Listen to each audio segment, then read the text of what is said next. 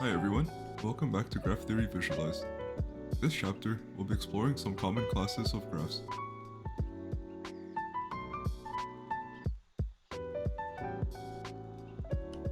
Let's start with what we know. We already know what paths and cycles are, as shown in the last chapter. But these can also be classified as classes of their own. Paths are denoted with P sub n, and cycles are denoted with C sub n. N indicates the number of vertices. This is a common notation for indicating various classes of graphs. There are also complete graphs, where each vertex of G is adjacent, or in other words, has an edge connecting to, all other vertices in the graph. These are denoted with K sub n.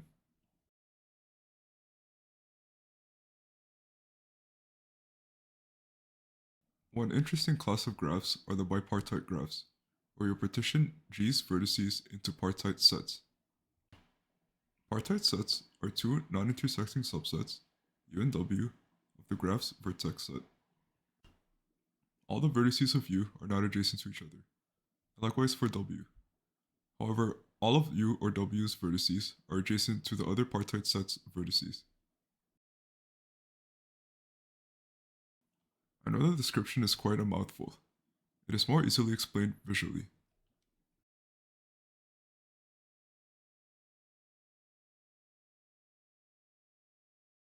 The big brain viewers out there might notice that the logo for my series is a bipartite graph.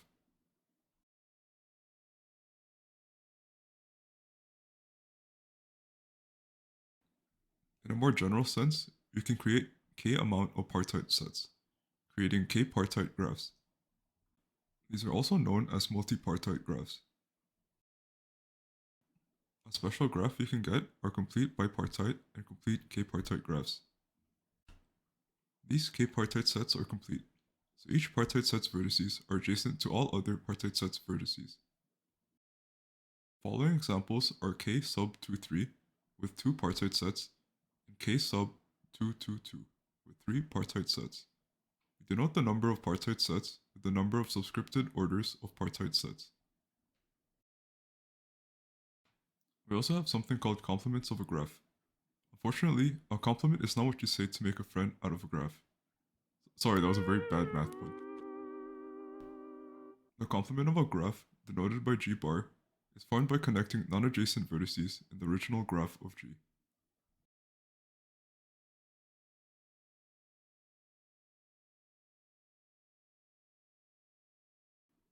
We may explore further classes of graphs in a later chapter, or for your personal research. Some classes we omitted in this chapter are directed graphs, graphs with edges with directions. Note that we'll be focusing only on undirected graphs. Multigraphs, graphs that can have multiple edges between vertices and self-loops.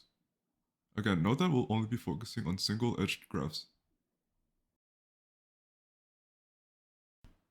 And lastly, but not limited to, weighted graphs, graphs with weights or costs assigned to its edges. This will be useful as we explore the minimum spanning tree problem.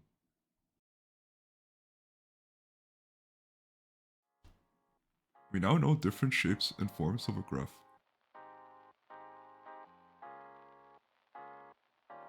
In the next few chapters, we explore a different way to represent graphs. That is through the number of connections each vertex has. This is known as the degree of a vertex. I hope you enjoyed this chapter. Until next time.